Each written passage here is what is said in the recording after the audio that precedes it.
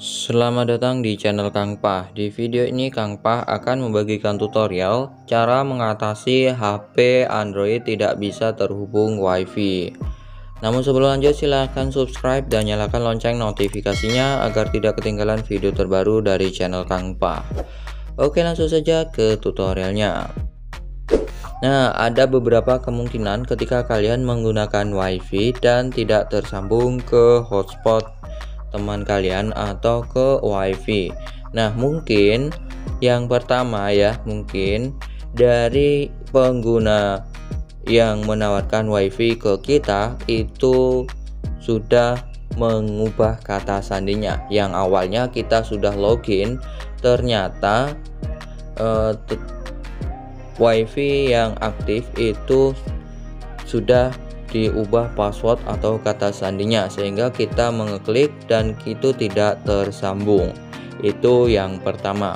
Yang kedua, mungkin ketika kita sudah pernah menyambungkan WiFi ke hotspot atau WiFi pada umumnya, nah itu didaftar hitamkan oleh pemilik WiFi-nya sehingga kita otomatis tidak bisa tersambung ke WiFi. Nah, bagaimana cara mengatasinya? Teman-teman bisa konsultasi dengan pemilik WiFi tersebut sehingga teman kalian atau yang memiliki WiFi itu kalian ajak agar tidak menjadikan daftar hitam ke handphone kalian. Nah, dengan begitu, kalian bisa tersambung ke WiFi tersebut.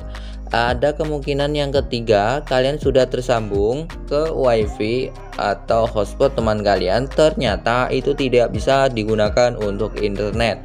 Seperti yang saya gunakan ini ya teman-teman, ini sudah tersambung ke WiFi yaitu HP Redmi Note 9. Nah, ini sudah tersambung ya teman-teman. Ini tandanya ada seperti ini. Tuh.